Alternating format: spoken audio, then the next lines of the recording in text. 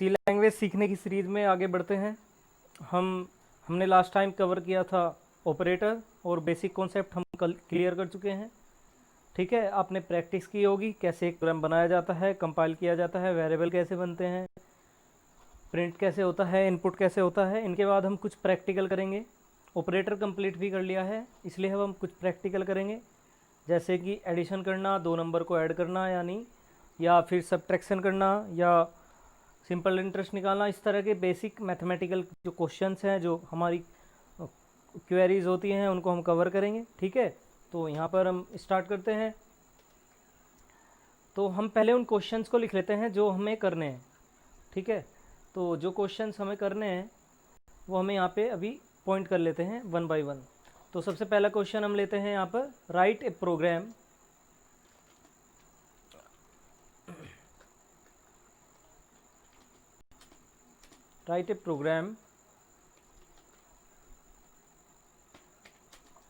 to input a number to input two number. ठीक है, तो दो नंबर इनपुट कराने हैं and print it and find addition.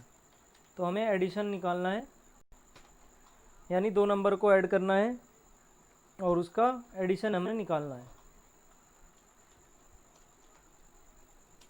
तो इस प्रोग्राम को कैसे बनाएंगे, तो सबसे पहले इसकी एल्गोरिथम लिख लेते हैं।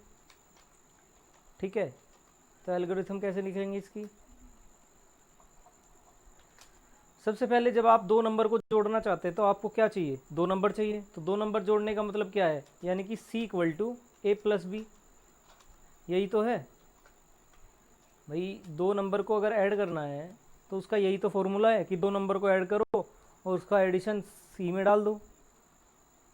या फिर ऐसे कह सकते हैं कि एडिशन जो है दो नंबर का, वो उसमें क्या हो जाएगा, नंबर फर्स्ट, ठीक है, और प्लस नंबर सेकंड, बात एक ही है। तो हमने जो अभी लिखा ये वाला, इस फॉर्मूले, सबसे पहले आपको जो क्वेश्चन करना है उसका फॉर्मूला लिख दीजिए।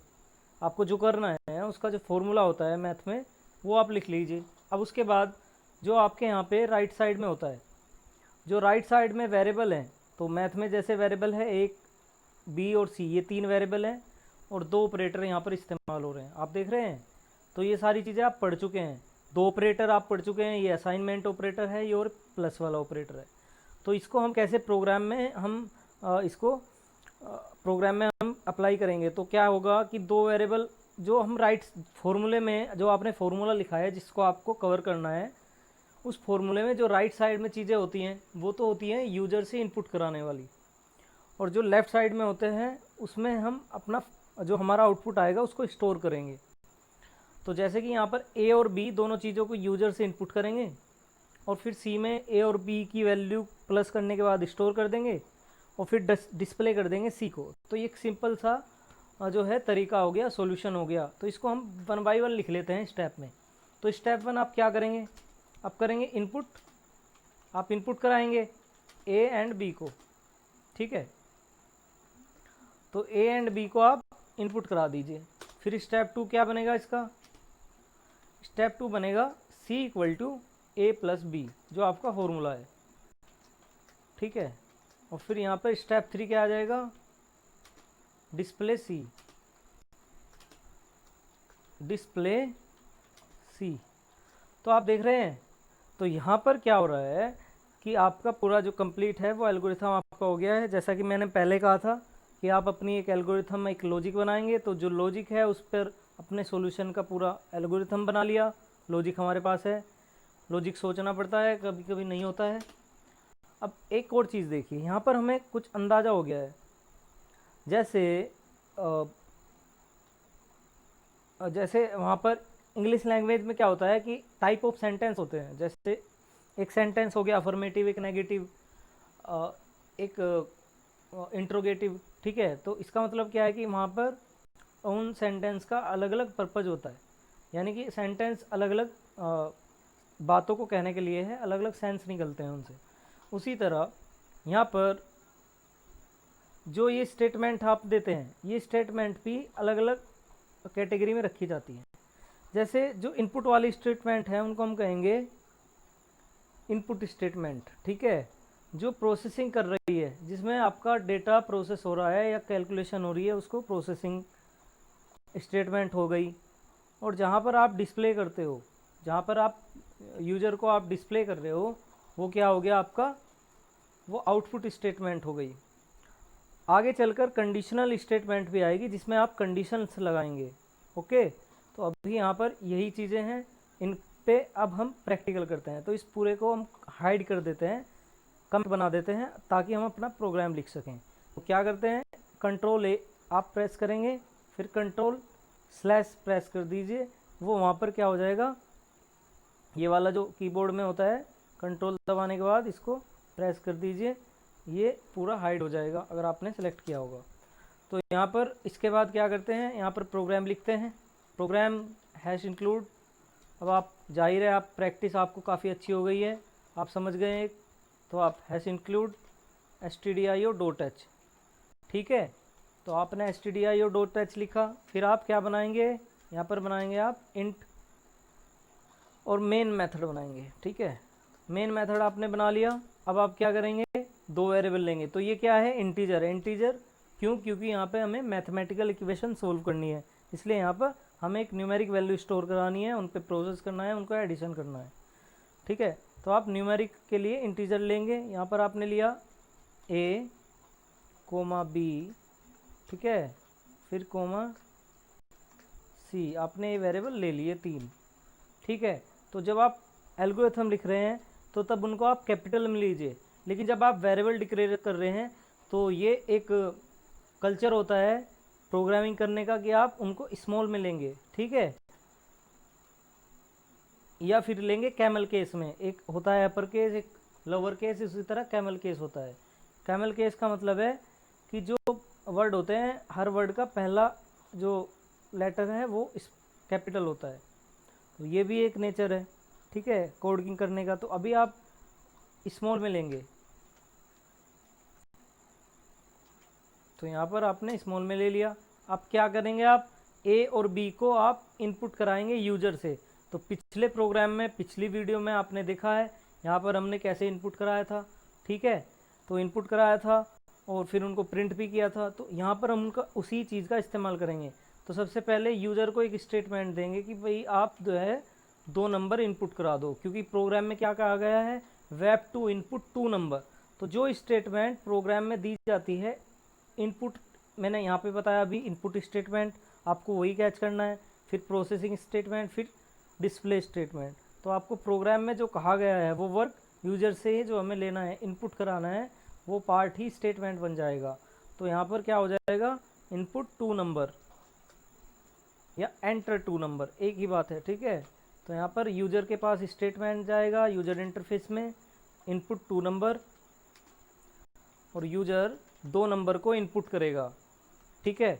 अब वो 2 नंबर को इनपुट करेगा तो उनको गेट करना है स्क्रीन, जो अपना कंसोल है, स्क्रीन है, वहाँ से, और फिर वेरिएबल के अंदर स्टोर कराना है। ये काम कौन करता है, ये काम करता है स्कैनएफ, ठीक है। तो स्कैनएफ को आपको ऐसे, स्कैनएफ से आपने गेट कराया, 2 नंबर है तो 2 बार %d, ठीक है। और फिर यहाँ पे दोनों वेरिएबल का एड्रेस जहाँ जहाँ वैल्यू स्टोर होनी है, कोमा दूसरा, ठीक है, स्टोर हो गया। सेम जो फॉर्मूला है, जो आपका इक्वेशन है, जो फॉर्मूला है, वो आप यहाँ पे ऐसे टाइप करोगे, आप अपना लॉजिक लगाओगे, अपने वेरिएबल पर प्रोसेसिंग करोगे। देखो आप प्रोग्राम बना रहे हो तो आपको जो इनपुट लेना था आपने ले लिया, अब आप अपना लॉजिक को अप्लाई कीजिए। उसके बाद जो आउटपुट स्टोर आपने कराया है जिस वेरिएबल में, उसको आप प्रिंट कर दीजिए, ताकि यूज़र को दिखे कि हाँ मेरा जो आउटपुट है वो इंटरफेस पे आ गया है। और उसको ऐसे प्रिंट कीजिए कि क्या निकाला हमने। अब जो यहाँ पर जाइए, जैसे हमने इनपुट स्टेटमेंट पढ़ा था, अब हमें आउटपुट स्टेटमेंट देना है। तो यहाँ पे क्या निकालना था, एडिशन। तो हम क्या लिखेंगे, वही यहाँ पे क्या लिखेंगे, एडिशन, ठीक है, या एडिशन लिखेंगे। और फिर यहाँ पे इक्वल टू ये आएगा total statement as a print. इसके बाद क्या आना चाहिए, दोनों एडिशन आना चाहिए, ठीक है। एडिशन लाने के लिए यहाँ पे क्या आएगा, सी की वैल्यू आएगी, तो सी की वैल्यू लाने के लिए यहाँ पे क्या लिखेंगे, परसेंटेज डी, और फिर कोमा करने के बाद यहाँ पर आप क्या लिखेंगे, सी, उस वेरिएबल का नाम, ताकि वो प्रिंट हो जाए। अब इसको रन करते हैं, ठीक है, इसको आप रन करते हैं।